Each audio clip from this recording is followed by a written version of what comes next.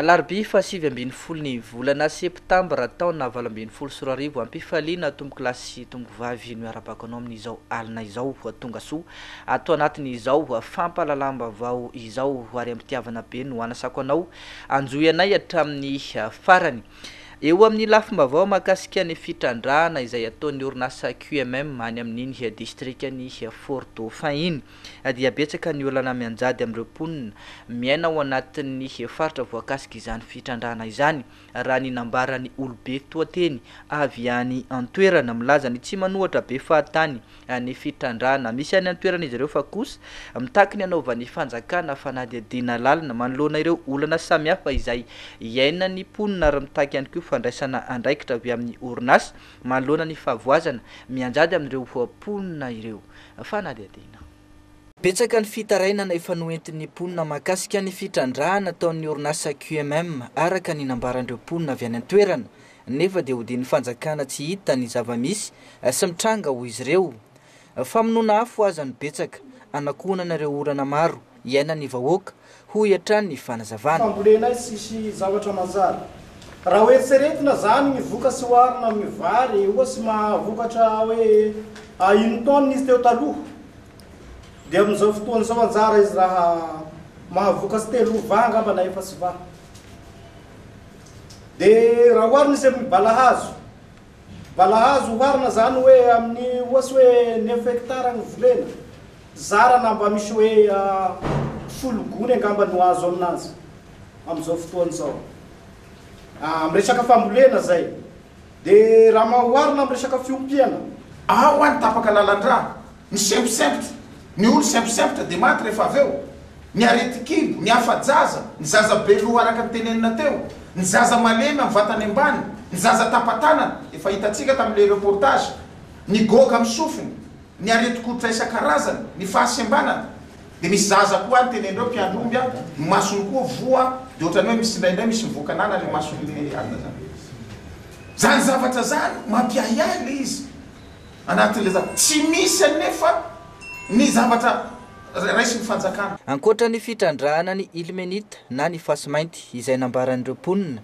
fa tsy azahoana izy ireo tombony ary mampiteraka olana maro samihafa dia voalaza ihany koa fa mampiahiahy azy ireo ny fitrandrahana monanzite. Any amin'ny 16% taux de radiation io tsy mitovy amin'ny ilmenita. Ny ilmenita ane zao fa manahirana ny zavatra misy any mbola ampia timonazite de 16% taux de radiation manahy le olona sahirana le olona mieritreritra hoe ahoana ny afarahana izy ty fanjakana nefa tsy manazava. Zahay hoa tsy miteny hoe le fitrandrahana no mahatonga an'io mbola tsy samy miteny an'izany zahay fa ny fanadihadiana no okamoka azy fa ny olona miahiahy aretina mbola tsy nisy nitranga hatramin'izay ny zava-misy ene zay mivoaka dia ahoana moa tsy ampiahiahy le olona amin'izay fotoana izay amin'le izy hoe aso dia le fitrandrahana no mahatonga an'izy ty ny fanjakana tsy miteny.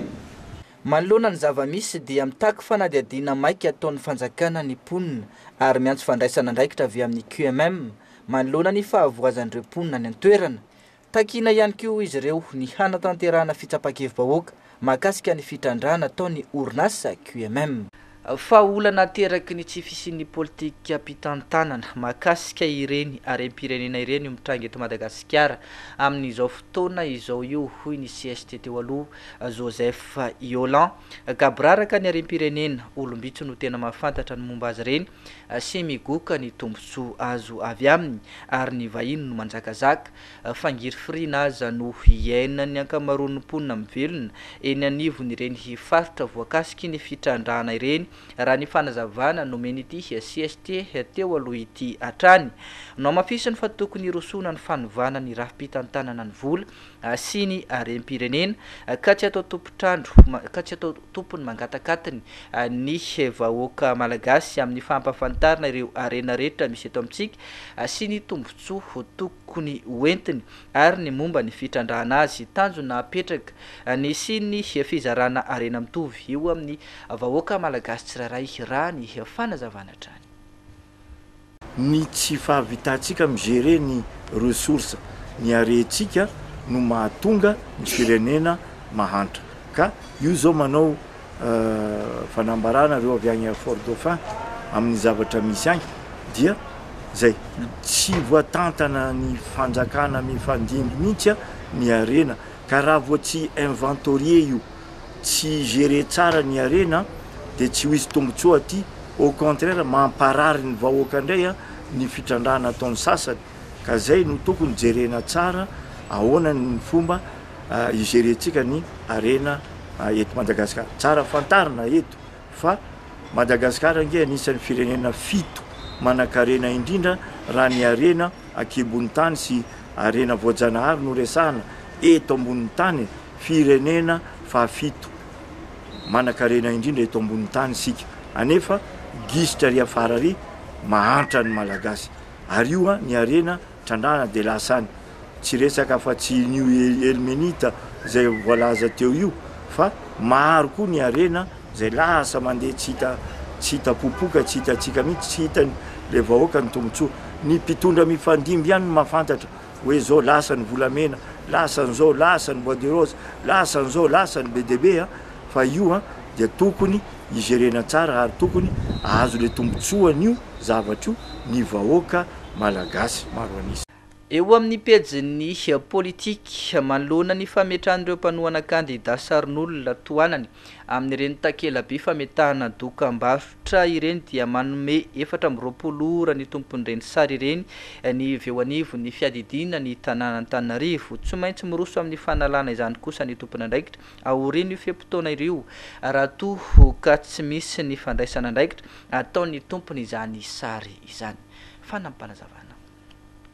Tsy nahazona lalana ireo takela-by fanaovana dokam-barotra na panneau publicitaire tsy manana endrika dokam-barotra non commercial ataon'ireo kandida sasany eto Antananarivo renivohitra amin'izao fotoana manoloana ny fametrahan'ireo mpanohana kandida sarin'olona toanany eny amin'ireo toerana manokana fametrahana dokam-barotra amoron-dalana ireny araka izany dia manome 420 ora ny tompon'ireny sary tsy manana endrika dokam-barotra non commercial ireny ny fiadidiny tanàna Antananarivo mba analanjany ny dokam-barotra izay ara-dalana kosa dia mijanona amin'ny toerany ihany aoriana io fepotona nomeny 420 ora io dia analy zany ny commune izany hoe afaka iray andro raha ny fanazavany ny tompon'andraikitra. Ny fiadidina tanàna Antananarivo dia manome ny autorisation zany hoe fanomezan-dalana ho an'ny panneau publicitaire natokana ho an'ny publicitaire rery ihany dia noho izany manome notification ho an'ireo régisseur rehetrarehetra izahay mampafantatra amin'izay oui, tsy azo anaovana publicité à caractère non commercial ny panneau publicité eto amin'ny faritra Antananarivo renivohitra zany dia nomena fepotona 420 ora izy ireo anasoana an'ireo publicité non commercial voalaza ireo.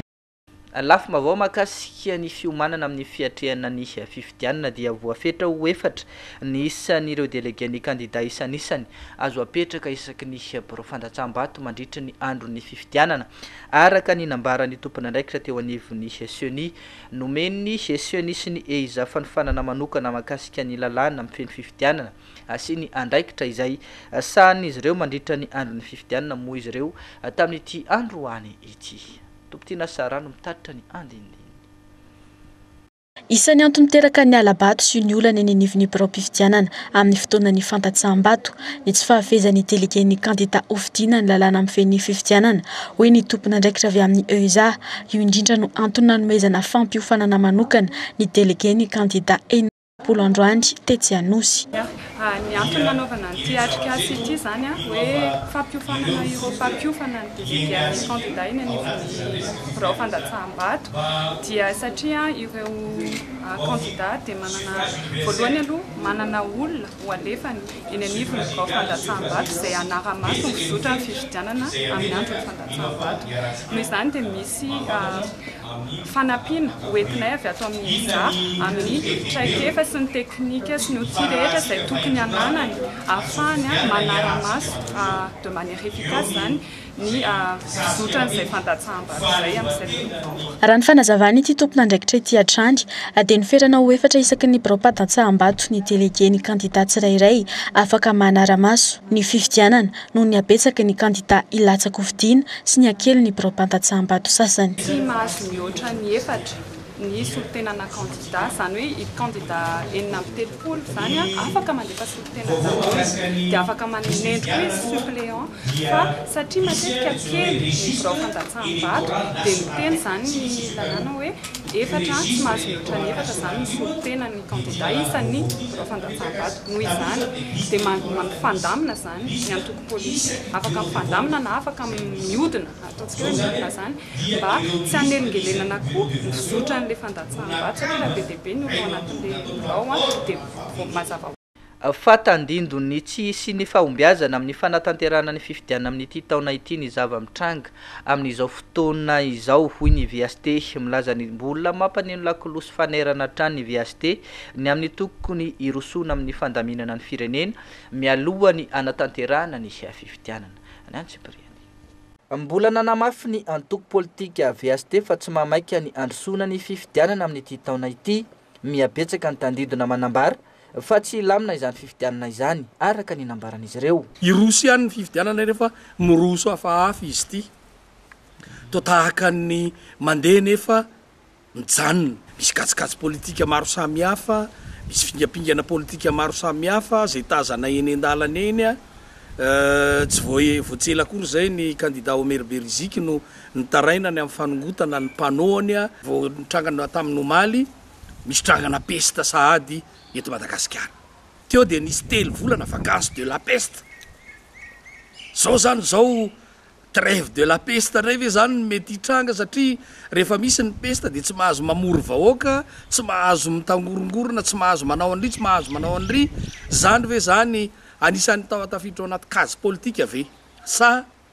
tena mitranga tokoa le peste ka tsy azo anaovana famorina ary dia dikan'izany irecule ny fifidianana zany rehetra zany no mametraka hoe c'est une raison de plus ilazana fa tsy mbola maro toerana ny fanaovana fifidianana fa ndao anao fanorenana ifotony atao aloha zay tokony andaminana makasika ny tontolo politika eto Madagasikara mitaky firosona amin'ny fanarenana ifotony ny firenena hoy ny VST atsangana ny fitondrana iombonana ka io no amolavola ny fandaminam-pirenena ahafahana miroso amin'ny fifidianana madio sy mangarahara ary eken'ny rehetra rehefa tsy rosona ny fifidianana dia miroso amin'ny fitantanana iraha mitantana ny firenena mirava ny fanjakana amin'izao fotoana izao dia manangana fitondrana iombonana lay cadre hoentina hidirana makany amin'ny fitondrana tena izy efa misy fanorenana misy fanarenana zay zany lay zavatra apetraka amin'le hoe fanorenana ifotony ny lalam-panorenana zay atao eo dia lalam-panorenana mety amin'izay mpitondra rehetra ary mahasoa ny vahoaka malagasy dia tokony tsy hovaovay zay mpitondra rehetrarehetra amin'ny fandimy fomba fiteninay moa hoe teny mbola ombitondro ny lavaka zairo ndrovotra amin'ny akanjo fa rehefa omboloa io mitady zavatra nampianana azy efa zavatra hafa vavao mampalahelo banga iray indray ny tontolo ny asa fanaova gazety nodimandry ny maraina teo mantsy ny mpanao gazety Christophe Adja sady talen'ny fanoratana teo anivo ny onjapeo ny radio Tana ankoatra ny andraikitra ny andraiketany teo anivon'izany onjapeo izany dia filohan'ny fikambanan'ny mpanao gazety sy teknisianina mpilalao baolina kitra ihany koa ny tenany raha tsy aivina moa dia noho ny aretina izay nampidirana hopitaly azy nanomboka ny volana janoary teo noho izao nitarika azy ho amin'ny fahafatesana izao ny filoha-mpanorona sy ny ekipa rehetra mpiara-miasa eto anivon'ny fahitalavitra TNTV dia mirary fiononana tanteraka ho an'ny ankohona ny tompokilahy Christophe Adja ary maneho ny fiombonana alahelo amin'ny fianakaviany sy ny groupe pré lafo mavony tsy fandripa lemana kosa ny tsika manohy ny fampalalambavao amin'izao alina izao efa tafaverina amin'ireo teratany Sri Lanka ny volamena milanja 10 kilao sy 30 sy 100 grama nisy nandroba teny ampasamadinika ny fahafolony volana septambra lasa teo raha ny fampitambavao azo avy eo anivon'ny polisy-pirenena tamin'ity androany ity olona misa efatra no fantatra voavoaroroy tamin'izany raharaha izany araka izany fampitambavao izany atrany ka ny iray amin'ireo dia manamboninahitra ambony teo anivon'ny polisy-pirenena ihany tompotiana Sara no mitatitra ny andindiny makasika izay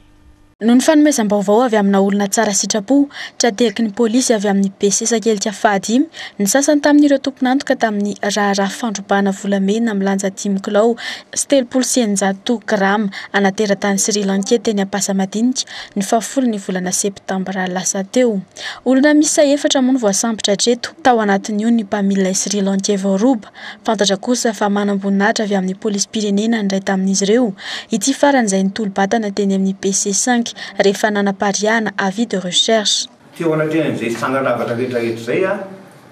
zay angom-baovao azo zay zany dia natao ny fikaroana ny manam-boninahitra io nefa dia efa tsy namonjy ny toeram-piatsahana izy. Io zany dia nandevasanay avis de recherche hikaroana an'io manam-boninahitra ny polisy io. Hanelan'izany nefa dia nitoy ihany ny fanadiadiana. Dia rehefa nitoy ny fanadiadiana dia voasambotra ny tomponantoka na voalohany tamin'io fandravana mitabedina io. Tratra tena sabotsina mena. Niaikineloka nataony moa izy ary nitononony fa anisan'ny niaraka taminy io manam-boninahitra zay karohana io ary misy olona iray hafa koa niaraka tamin'ny zareo. Toy ihany ny fanadiadiana dia tonga tany amin'ny mpamiliny reto teratany vahiny reto. Io mpamily io zany ny mahafantatra ny fandaharam-potoana ny reto vahiny reto ary ny teny tamin'ny namany ity le voasambotra voalohany ity ny fisiny le volamena any amin'ireo Sri Lanka ireo. Rehefa natao koa ny fanadiadiana ny chauffeur io mpamily io dia niaiky ny eloka nataony ihany koa izy. Teo zany dia fantatra koa le fanoteriny niaraka tamin'izy reto nanao ny fandravana dia natao koa ny fikaroana mbola tsy hita moa izy hatramin'izao. Fa le manam-boninahitra kosa dia nitolo-batana teto amin'ny brigade criminelle omaly maray. Rehefa nitolo-batana izy niaraka tamin'ny volamena zay niravany zareo tia mba masitsika aty moa zany le volamena zay naveriny tanteraka. Rehefa nampiseho an'le tompony moa io volamena io dia nekeny koa fa io marina le volamena milanja 10 kilao sy 300 grama zay niravana tany aminy.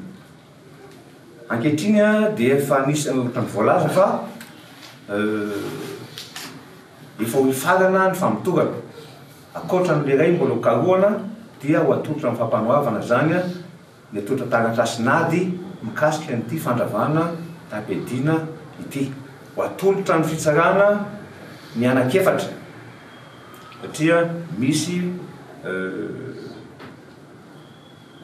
complice anankiray koa zany zay tafiditra ao anatin'ny raharaha io dia 4 zany no atolotra ny fitsarana androany. Momty manam-boninahitra ity indrindra dia nilazany avy amin'ny polisy pirenena fa tsy miaro ireo namany tafiditra amina raharaha maloto izy ireo na ilay antsoina hoe corporatisme. Rehefa meloka dia meloka fa tsy miaro ny ratsy zay.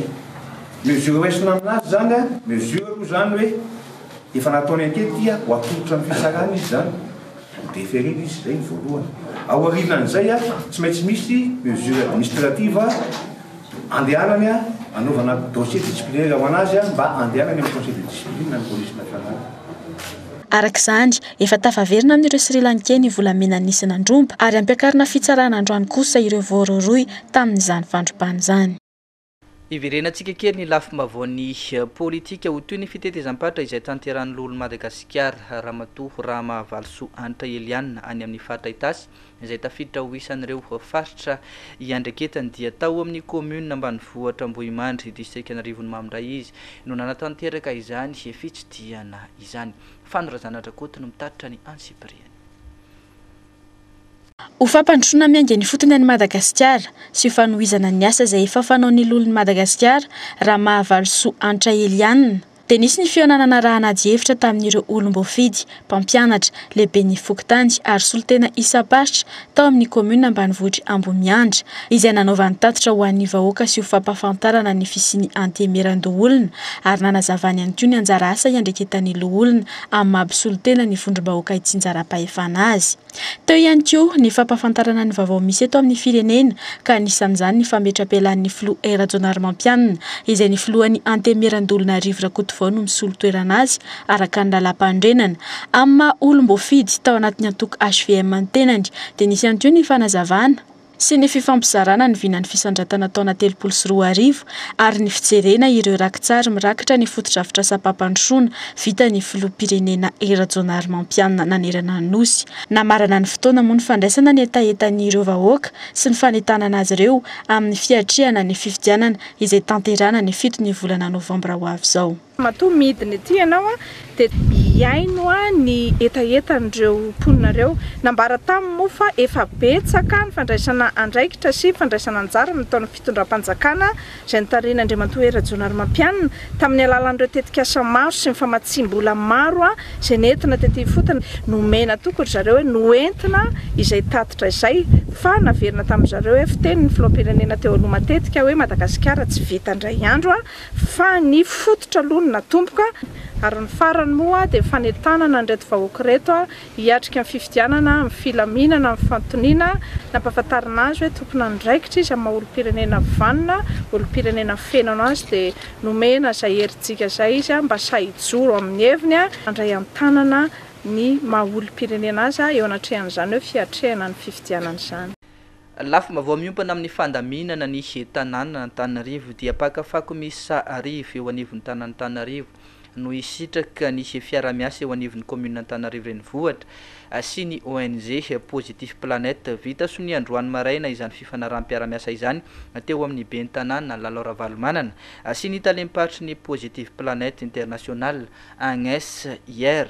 tetsi amin'ny lapan'ny tanàna Analakely moa no nantondrosana ity fifanaovantsony piara-miasa ity ny antsepriany.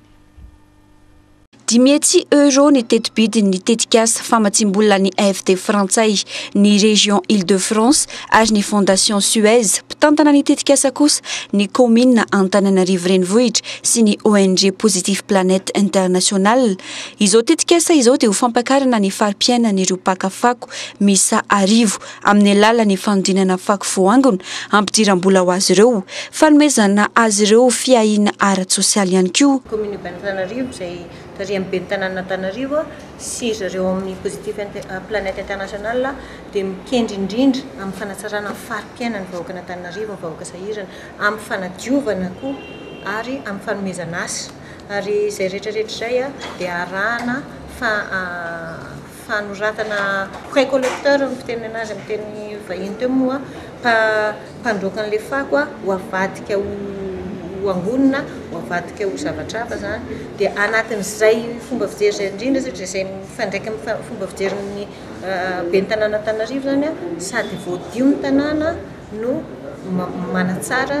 voaray an-tanana ny vahoaka sahirana dia izay zany le convention natao teto androany miasa eny anivon'ny Fokontany telopolo tena marefo izahay zany dia ireo Fokontany telopolo ireo tohanana sy hatsaraina fomba fiasan'ny RFD amin'izy ireo tohanana ara-pitaovana dia le olona